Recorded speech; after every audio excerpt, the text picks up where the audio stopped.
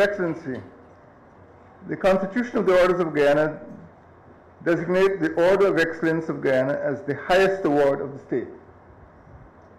It is accorded to persons of distinction and eminence in any field of endeavor of either national or international significance. The Cooperative Republic of Guyana today is pleased to confer on His Excellency Nana Addo Dankwa Akufo-Addo, President of the Republic of Guyana, the Order of Excellence of Guyana for his dedication and commitment to the Commonwealth, to the Organization of African Unity, to the Economic Community of West Africa, and for his unflinching support for the rights of developing states. President Akufo-Addo, a distinguished statesman, is recognized for his invaluable exertions in promoting economic security and stability on the continent of Africa, his steadfast dedication to regionalism, and his tireless efforts to promote the interests of developing states. I congratulate President Akufo-Addo on his investiture. I thank him again for his stewardship in his own country and his leadership in the developing world, particularly in the interests of the small states of Africa, Asia, the Caribbean, and the Pacific. I wish him continued success and health. Thank you. First of all, Mr. President, to begin by thanking you very much for the affectionate reception that my delegation and I have received here in this brotherly city of Georgetown after our arrival.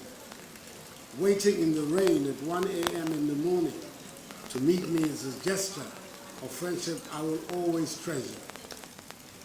Your Excellency, in the aftermath of our brief meeting in Havana nearly 2 months ago, I came to realize that some events of our lives are intertwined and similar. I can outline them. We were once high functionaries of a ruling government and then became leaders of the opposition. And now here we are again as presidents of our respective countries. As fate would have it, Mr. President, you happen to be a year older than me, contrary to what the booklet says. So it was appropriate that you became president a year before I did.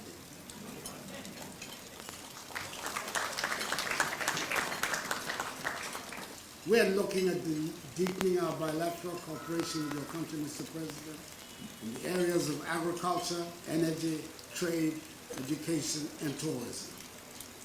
Ghana has been a modest producer and exporter of crude oil from 2011 onwards, having discovered the resource in commercial quantities in 2007 under the leadership of the outstanding Ghanaian statesman, the second president of Ghana's Fourth Republic, His Excellency John Ajikun.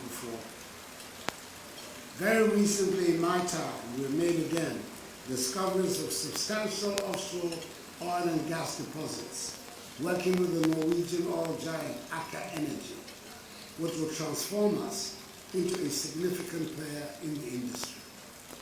We've heard the good news too of the recent discovery of large deposits of oil and gas offshore Guyana.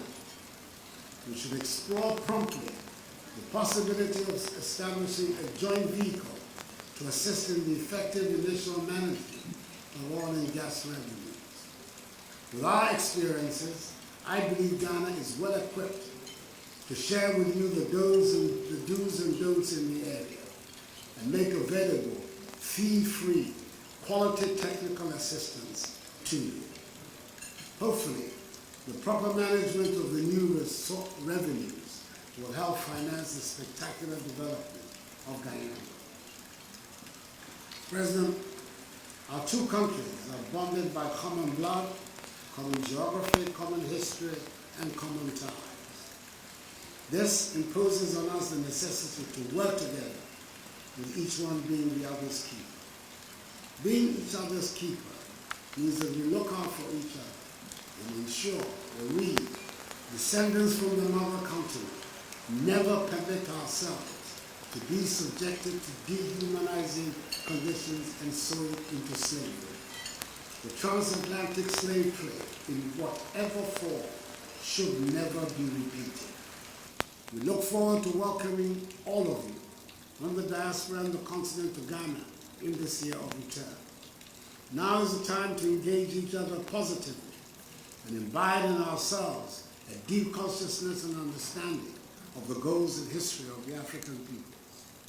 We will ensure that the focus of activities commemorating the beginning of the transatlantic slave trade showcases not only the trade and its consequences, but also the achievements, creativity, ingenuity, and resilience of the African peoples through the ages. I look forward eagerly to hosting you, Mr. President, in Accra and returning the hospitality which my delegation and I have enjoyed in this vibrant city of Georgetown. Thank you, and may God bless the peoples of Guyana and Ghana and the other peoples of Africa.